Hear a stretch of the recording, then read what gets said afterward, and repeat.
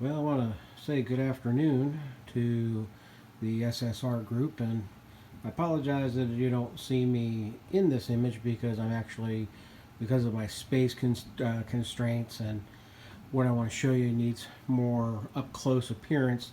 I'm actually doing this handheld versus on a stand. So the handheld, first or handheld single-handed productions is going to be a reality today.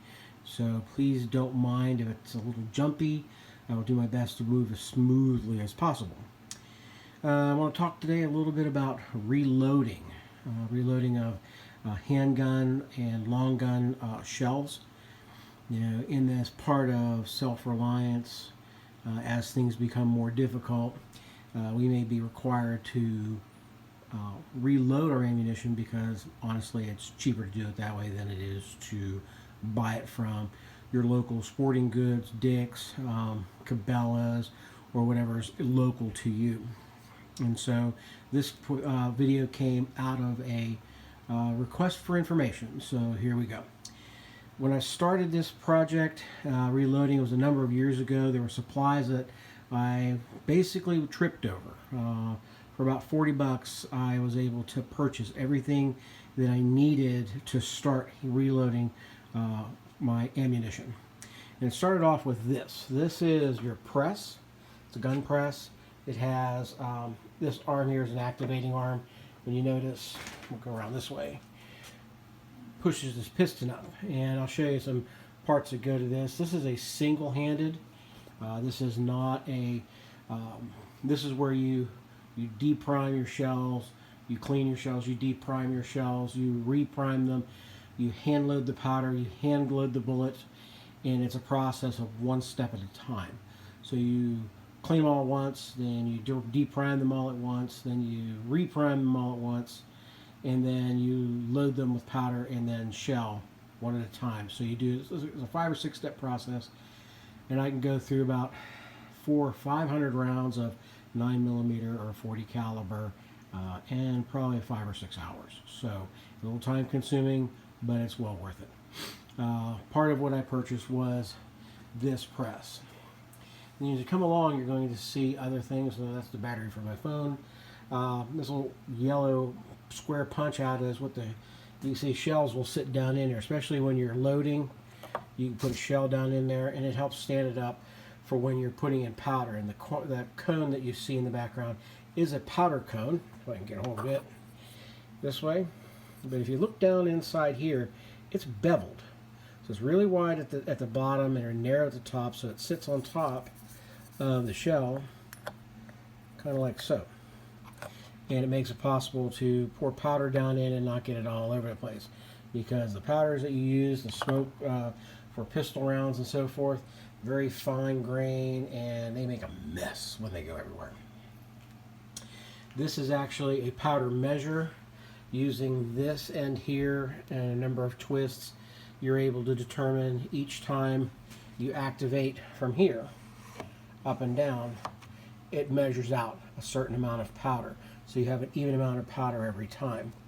I usually will take and I measure the powder, and then I'll come and I'll add it to the scale and test it throughout the process to make sure that I have the amount of grains that's necessary for the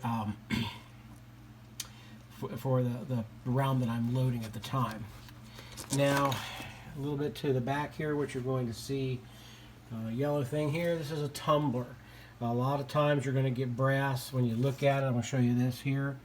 This brass right here, this is a 30-06 shell that was manufactured by someone else. In fact, the man that I got all this from, he would reload ammunition and then he would test it and write articles about it.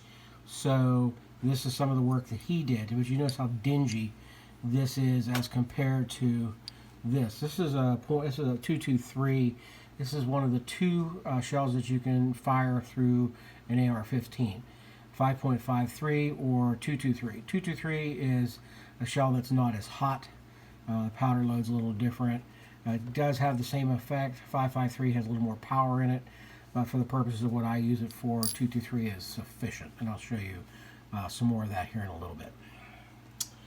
So what you do is you take those and you put this in this tumbler, and the tumbler itself has this, it's called Tumbler Media. This is a Lyman product, Turbo Tumbler Media, and basically this is, if I remember correctly, this is corn husk.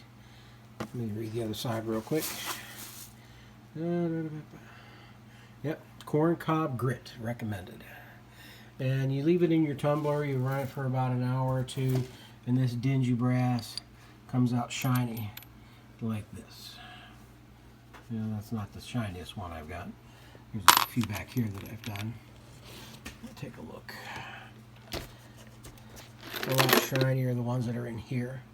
When I do these, I'll do a load of 40 caliber at one time, then I'll do a load of 9mm at one time, but so forth. But you run it through that tumbler. When you're done, before you go, you notice the ends of these. See, it has that little dimple in the middle of the primer. This is an expended shell. I was able to purchase 223 shells. I got 1,000 rounds of them. I'll show you this over here. Mail order. 1,000 rounds of 223 shells that need to be reloaded, and you get them very inexpensively. They're once shot. You can also do the same thing for this. Here is these are 9mm if I remember correctly. You read the bottom here, it says 9mm. And then I also have over here, these are once shot 40 caliber shells that I have for my Smith & Wesson. And all of those come with that dimpered primer. And as you can see, it says on there 40 Smith & Wesson. This is kind of where when you're looking at bullets for 223, they come in a package like this. It's 20. They call it 22 caliber, which is what it is. It's 55 grain, and it's full metal jacket bullets. What those letters mean. And it's 500 comes in this itty bitty bag. Okay, it's probably about the size of a sandwich bag if you think of it from like a Ziploc. So I'll start over here. I tumble everything in this, and then I deprime. Now, in order to deprime, you have to use this tool, okay? And I'll show you using, this is my kit for my 9mm. This is a die set, is what it's called.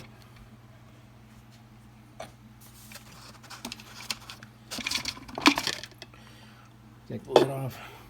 And the die set comes in 3 parts. Your deprimer has this metal pin in the center. You can see it there sticking out. And the shell actually fits right down in there, and that primer button goes beyond the length of the shell and it pops it out of the bottom. Then there's 2 more. This one here actually resizes the opening. This one here actually will resize the opening of your shell so that, you're going to look down inside, so that your shell is round instead of dinged up.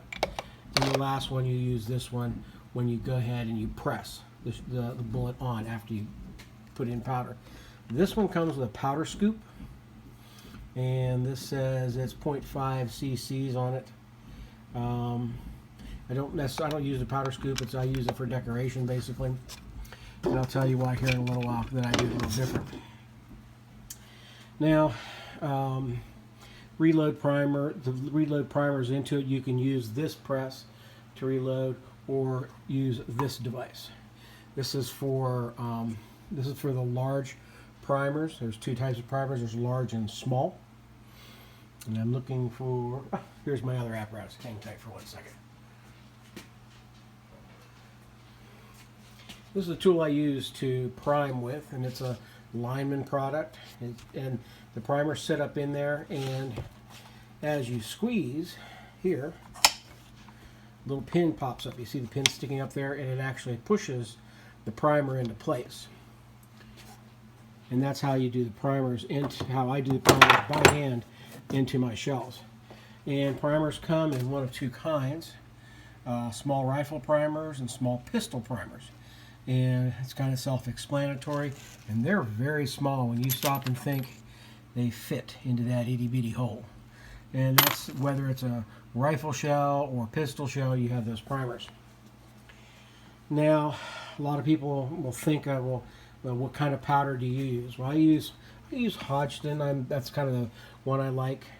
This is the CFE pistol primer, and it goes for 25 bucks. And this is a 1 pound, and that'll get you roughly 2,200 rounds of pistol rounds out of this 1 pound container. And then this 4198 is a Hodgdon product also. As you can see here, it's good for like the 223, or for the using for like my AR-15. And that's the 98. The 95 is another one, and it's good for, if you look here, it's like 30-30 Winchester, which is one thing I do reload, and also for the 30-06. One of the other things you'll find is you want to see, you're asking, well, how do we know what goes where? Now, I went online to Hodgdon, and they have a lot of, based on the type of powder, whether it's the H4895 or the 4198, they have, like, you'll notice here it says bullet weight. Here it is. It's a 200 grain or 180 grain. You can see here it says 115, 224, and these are all different type of rounds that are available to purchase. You buy them like I did in a bag. Now here's an example. These are bullets for the my 30-30, my Winchester. The 30-30 caliber, it's a .308 diameter. This is 150 grain, and there are 100 bullets, just the tips in here. And these ones are rounded. You see the picture on the top? They're rounded and flat, versus this boat tail, which is rounded and pointed.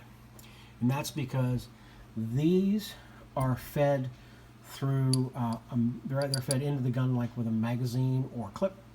These are stacked in a barrel, one behind the other. And what you don't want is you don't want these bullets sitting end to end this way and having that small tip. When the gun fires, something slides back, hits, the next thing you know, you've got a shell inside the chamber, or inside the storage chamber of your 30-30, goes off. So you need this flat nose like this, so that you do not run the risk of firing off your 30-30 inside the resting chamber prior to loading it into your regular chamber. Now, what you'll see here is some of my hand scratching, and it's using the Hodgdons that I was using, the CFE powder. For my Smith & Wesson, the loads that I did, the length of the bullet itself was 1.1123 in length, and it's 5.9 grains in weight. That's so from top to bottom. You know, from when you're looking, this is the 40 caliber here. We'll look at that real quick. That says 40. So with the shell in place, top to bottom, from top to with the shell in place, it should be 1.123 inches high. Okay, and the 9mm should be 1.1360, and that's based on when I looked in like a book like this. Now I'm going to use, this is going to be for the 223 Remington or the 5.56 that we shoot. And this is what is known as a reloading handbook. Now this is an older version. What I have here, this is off the computer, and you can see how it goes from the type of pistol primer, the bullet diameter, it goes for length, how many grains, and then how for your velocity. And so this grain, that's how fast it'll go. Okay, there actually, it says feet per second. It's 833 feet depending on what it is. And each one tells you something a little different. But with I have, let me dig it out of here for you.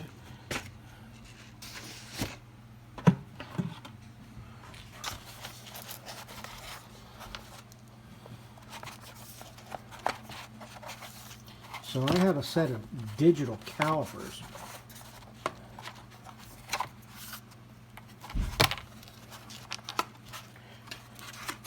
Okay, and this digital caliper here allows you to, let me see here. Let me turn and see if I can get it. Let's see if the power's on. Looks like my batteries are dead. But what you can do is you're able to roll open, and the caliper itself, it looks like there's a number there. Okay, yeah, that's nothing. And you can, using the caliper, you can go for the length of the bullet or the width of the bullet, and it'll tell you here on this what the size is. And that allows you to make sure you have the right size for what you're working with, as far as your bullet width and length, so that your shell's not too big, or not too short, or not too long. Now, I will always take a manufactured one that was made by whomever, and then I take and I measure the manufactured one, and I use it as a guide. So, like I say, so once we go from the cleaning process in the tumbler, we deprime using the deprimer. We resize the shell so it's sized right. I'll stack them in here intermittently in each square so that I know that I'm working with. Then I use, like for pistols, I'll use this pistol primer or powder I put into here so that I measure well. All my small pistol primers I put in the bottom so that we have no gaping holes in the bottom like this where the powder comes out. So once they're primed and into here, I take the powder, I measure it, put it in one individually, and then I take and I use bullets. Now these are for my .40 caliber. Yeah, I think. And what they are, they're hollow tip, as you can see, small hollowed end on it. Okay, or you can get round nosed, which are, you know, just what it says. I use a full metal jacket that's round nosed, so you get a whole bunch of these like this, and I just keep them and I use them. After you take and you fill all the powder in, and you take the bullet and stick it on top, then you load it back into here. There's this here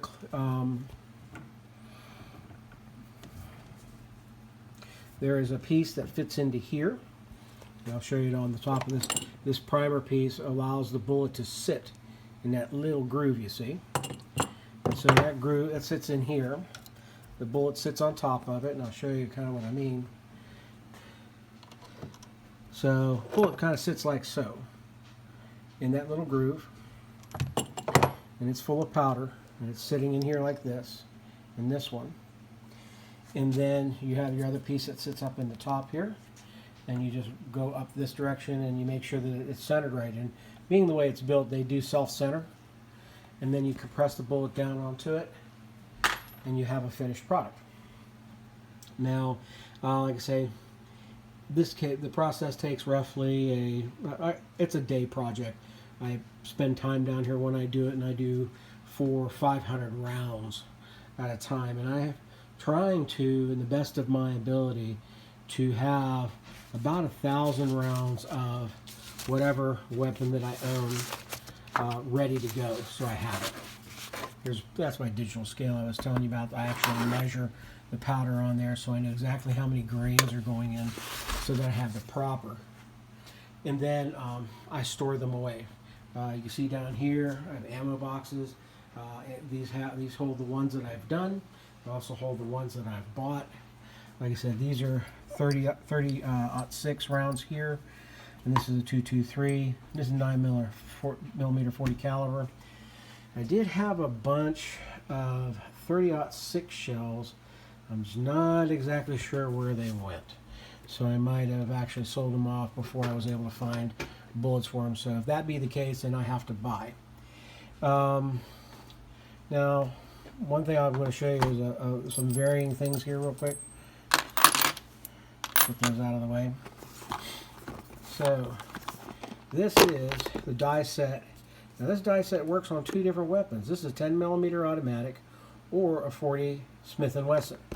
When you pop the box open, it gives you directions, and then you see the items I was talking about. This is that holder for the shell, the one that you saw on the bottom of the primer. That's for a 9mm. Okay, then you have this, helps to kind of like bevel the shell so that you can get it in easier. That actually seals it. And this is your, this one here actually deprimes it. So you deprime it, then you take and you use this one here so that you know that it fits right. So this is 40. So this shell actually sits down and it opens it up. Okay, when you press it through, it gives it the right seating so that it's perfectly round. And then the last one, as you can see, when this goes into here, the bullet goes in, there's a bullet on top. This is pressed up into here, and that actually seals it shut. So that's my 40 Smith & Wesson kit die set. When I got into this, I actually had a man who, like I said, was the guy who reloaded supplies. Now this one here is for it's a 30-06, and it has, start off with, you have the powder scoop, then you have the what it sits on, the shell sits on. This is your depriming piece with the pin that pops the old primer out. Then there's two. I'm going to figure out which one this is. Okay, oh, it's another deprimer. Another one with a pin. And then this helps to seat the bullet. And so that's for, like I said, for the 30-06. The 30-30, I apologize. And it tells you here on here, this is a full-length die sizing. This is neck sizing. Then there's the powder, like so. It tells you this is easy adjustable. This is the dead length, so that you know how the bullet is set here. And this is a crimping die. Why they have a crimping die?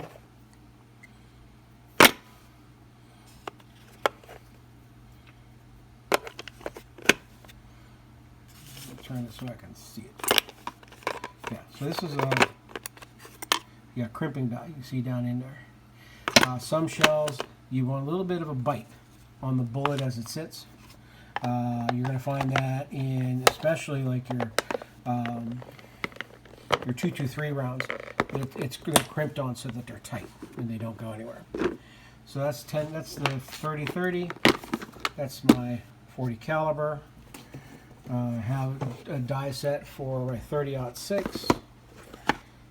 Okay, and the last set here, this is for the 30-30 Winchester. Oh yeah, that was actually my 223. This is my 30-30. So the yellow box is the 223 round. It requires crimping.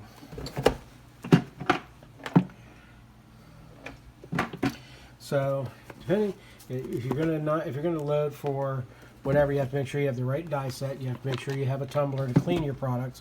You have to make sure that you use the right primers, small primers for pistol and rifle rounds. There should be also a large one for the big rounds.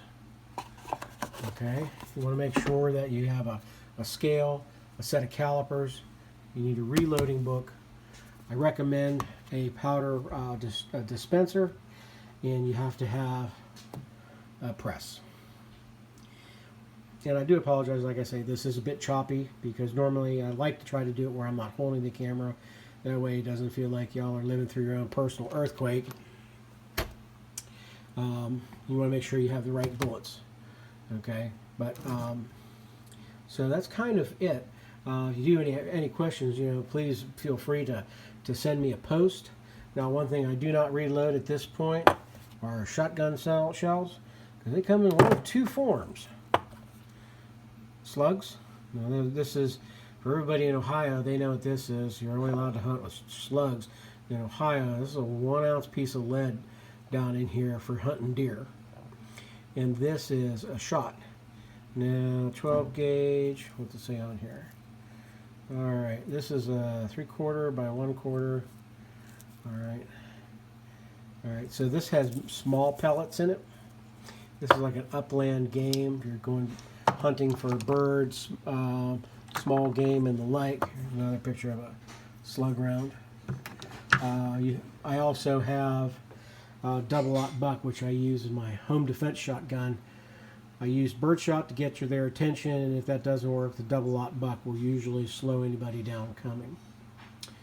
So this is my little reloading stand.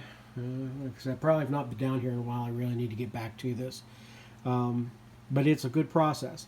Now, if you've never done it before, I usually recommend people to take a quick look, do some research. YouTube is a decent place to get a start. If you're like me and I'm a visual learner, it helps me to understand and see. So I go there, make sure you do the read the handbooks, get a good one. This is an older one, it's out of date. Like I said, you can go online to whoever's producing your powder you're using.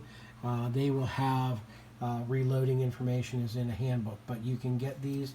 Now, this is an old one. It was 15 bucks then. I think they're somewhere between $20 and $30 now. And just like anything else, no sooner you buy it, it usually becomes outdated with the new ones that come out. But it's still worth having. This gives me good information. This is one. Here's another version. I'll show you a different one. This one here is made by Lyman. This green one here is Sierra bullets. And then here it talks about, I'll show you what I mean, like for, this is the 9mm. And so 15 grain jacketed hollow point, which is the ones I was showing you. And it tells you, it gives you certain powders here on the side. You can see it on the left. And feet per second, at what grain level you're using. So you're using whatever grain for, like this SR 7625. If you're using 2.4, 4.4, 4.7, 5.0, 5.2, when you hit the green, that's usually the maximum powder you should put in for that particular powder to get, in this case, it's 1200 feet per second. And so that also is dictated by the powder. It's also dictated by the grain of your jacket. Like you see up here, the 90 grain, you can go all the way out with that same 7625. You can go all the way out to 6.5 grains of powder, get nearly 1500 feet per second. But it's based on the fact that the grain itself of the bullet is lower, but it's still a jacketed hollow point. These are very nice. When you look here, I was telling you before, lengths, maximum length, minimum length, as far as widths, and these are tested, and it tells you what they are. And so having this kind of information is good. So I hope this answers questions. Of course, if the way I end up doing some things, I think it may end up giving you more questions to think of than I've been able to answer, which, this is all about learning. It's relearning and learning more and learning more and learning more as we go. So that's basically it. Like I say, if you have any questions, give me a holler. Any comments, you can send me a personal message or tag us on our YouTube channel. Simple Reliance on a Budget, for all those who've never seen this before. And I hope this helps. Otherwise, you have a great day.